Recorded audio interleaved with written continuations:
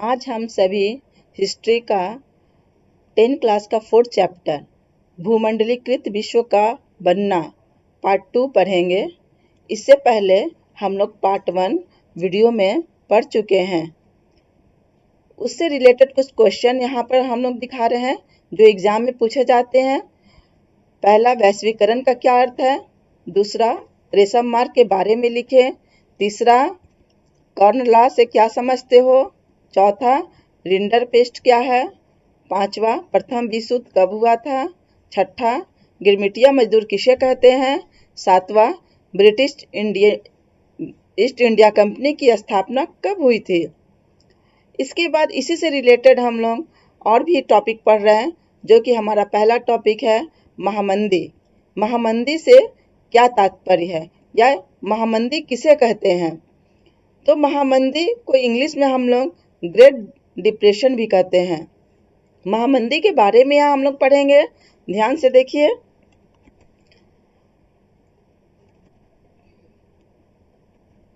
उन्नीस से 1932 में विश्व में एक गंभीर स्थिति महामंदी ने जन्म लिया। इस महामंदी के कारण अमेरिका के देशों में निर्गत और रोजगार के स्तरों में भारी गिरावट आई।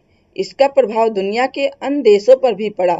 बाजार में वस्तुओं की मांग में भारी गिरावट के कारण कई कारखाने बंद हो गए तथा श्रमिकों को काम से निकाल दिया गया था।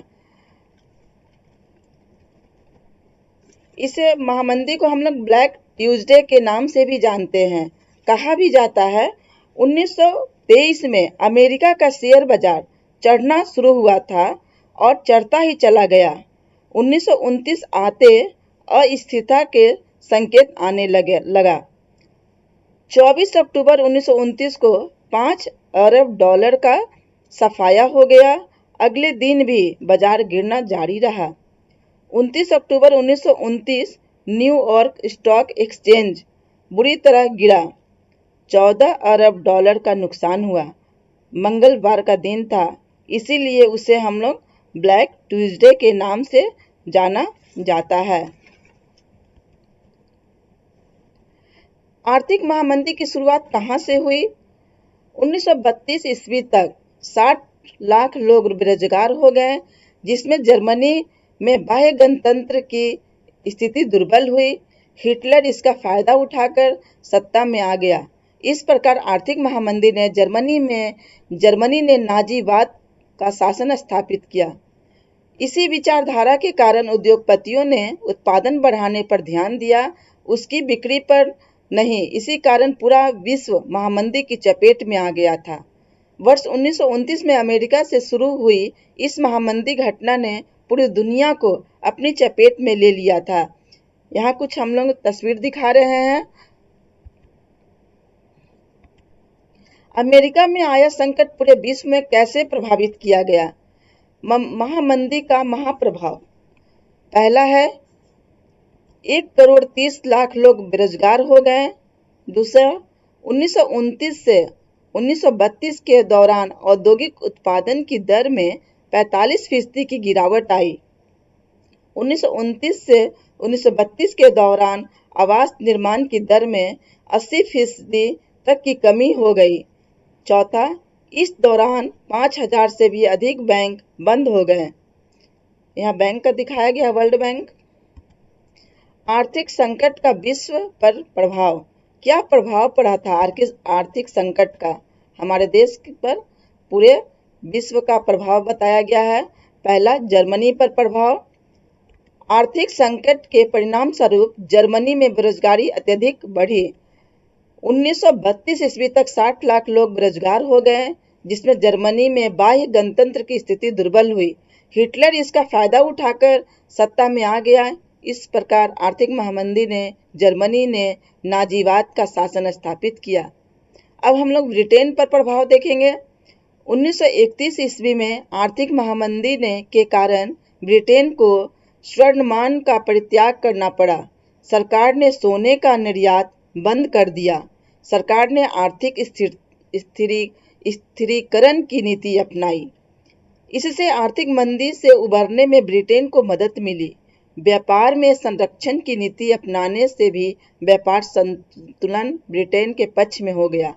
ब्रिटिश सरकार ने सस्ती मुद्रा दर को अपनाया, जिससे बैंक दर में कमी आई। इससे विभिन्न उद्योग को बढ़ावा मिला। अब फ्रांस पर इसका नेक्स्ट प्रभाव हम लोग देखते हैं।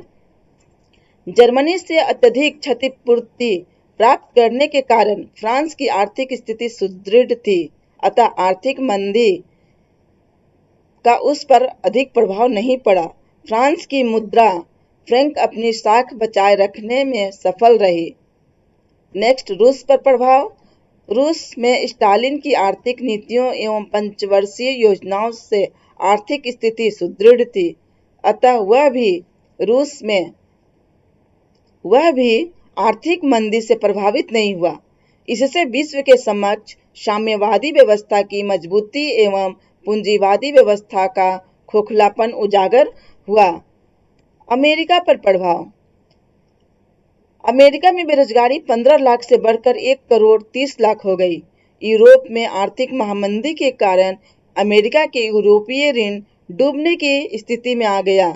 1932 ईस्वी के चुनाव में आर्थिक संकट के कारण रिपब्लिक पार्टी का हुवर्ड पराजित हुआ। डेमोक्रेटिक पार्टी के उम्मीदवार रूजवेल्ट ने आर्थिक सुधार कार्यक्रम की घोषणा के बल पर ही चुनाव जीता। नेक्स्ट हम लोग टॉपिक यहाँ पढ़ेंगे महामंदी के कारणों की व्याख्या कीजिए। महामंदी के कारणों की व्याख्या एग्जाम में भी प्रश्न आते हैं 5 नंबर के। पहला इसका है युद्ध द्वारा उत्पन्न स्थितियां। प्रथम युद्ध काल में सेना से संबंधित वस्तुओं की मांग में वृद्धि के कारण भारी औद्योगिक प्रसार किए गए। युद्ध के बाद उद्योग अपनी सामान्य स्थिति में आ गया। सैनिक व युद्ध संबंधी माल की मांग में तीव्र कमी के कारण आर्थिक महामंदी का जन्म हुआ। दूसरा, कृषि में अधिक उत्पादन। महामंदी के लिए उत्तरदायी घटकों में से एक कृषि संबंधी अति उत्पादन भी था। इससे कृषि वस्तुओं की कीमतों में भारी कमी आई। कीमतें घटने से कृषि संबंधी आय भी घट गई, जिसके कारण किसानों ने अपनी उत्पादन बढ़ाने की कोशिश की ताकि वे अपनी समग्र आय स्तर को बनाए रखने के लिए भारी मात्रा में उत्पादों को बाजार में ला सके। इससे बाजार में कृषि उत्पादों की आमदनी भी बढ़ी, इसको कहेंगे। कीमतें और नीचे चली गई और खरीदारों के अभाव में उपज सड़ने लगी। तीसरा है ऋणों की कमी। 1920 के दशक के मध्य में बहुत से देशों ने अमेरिका से ऋण लेकर अपनी निवेश संबंधी जरूरतों को पूरा किया था। जब स्थिति ठीक थी तो अमेरिका से ऋण जुटाना सरल था, लेकिन संकट का संकेत मिलते ही अमेरिकी उद्यमियों में खलबली मच गई। 1928 के पूर्वार्ध तक विदेशों में अमेरिका का ऋण $1 अरब था। साल भर के भीतर यह ऋण घटकर केवल चौथाई रह गया। जो देश अमेरिकी ऋण पर सबसे ज्यादा निर्भर थे, उनके सामने गहरा संकट आ खड़ा हुआ। नेक्स्ट, अनेकाविध प्रभाव, मल्टीपल इफेक्ट। बाजार से ऋणदाताओं के उठ जाने से अनेकविध प्रभाव सामने आए। यूरोप में कई बड़े बैंक धराशायी हो गए, मुद्रा लुढ़क गई। ब्रिटिश पाउंड भी इस झटके से नहीं बच सका। लैटिन अमेरिका और अन्य स्थानों पर कृषि व कच्चे माल की कीमतें तेजी से गिर गई। अमेरिकी सरकार इस महामंदी से अपनी अर्थव्यवस्था को बचाने के लिए आयातित पदार्थों पर दुगना सीमा शुल्क वसूलने लगा, जिससे विश्व व्यापार की कमर ही टूट गई। हम लोग नेक्स्ट टॉपिक पढ़ेंगे G77 क्या है।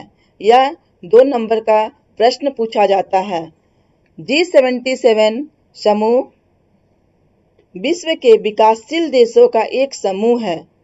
यह संगठन हालांकि संयुक्त राष्ट्र के शेष समूहों की अपेक्षा कम मजबूत है, किंतु विकासशील देशों के हितों को आगे रखने वाला संयुक्त राष्ट्र में यह सबसे बड़ा समूह है। अभी सूडान इस संगठन का नेतृत्व कर रहा है। भारत भी इसका सदस्य है। G77 की स्थापना कब हुई?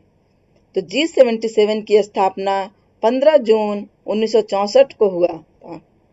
G77 की स्थापना का क्या उद्देश्य था? संयुक्त राष्ट्र में 77 G77 समूह 134 विकासशील देशों का एक गठबंधन है जो अपने सदस्यों के सामूहिक आर्थिक हितों को बढ़ावा देने और संयुक्त राष्ट्र में एक संयुक्त क्षमता बनाने के लिए निर्मित किया गया है। अब नेक्स्ट है, G77 का मुख्यालय कहाँ है? इसको कमेंट करके आंसर को दीजिए। G77 का यहाँ लोगो दिखाया गया है और ग्रुप में G77 के मेंबर कितने कंट्री इसके मेंबर थे वो बताया गया है। इससे भी प्रश्न पूछे जाते हैं बच्चे कि महामंदी से क्या तात्पर्य है या महामंदी के बारे में लिखें, महामंदी के कारणों को लिखें। तीसरा प्रश्न, G77 क्या था? महामंदी का विभिन्न देशों पर क्या प्रभाव पड़ा? ये सब प्रश्न एग्जाम में आते हैं और इसकी तैयारी अच्छे से करिए। धन्यवाद बच्चों। मेरे वीडियो को लाइक कीजिए, चैनल को सब्सक्राइब कीजिए और अपने दोस्तों के बीच शेयर कीजिए।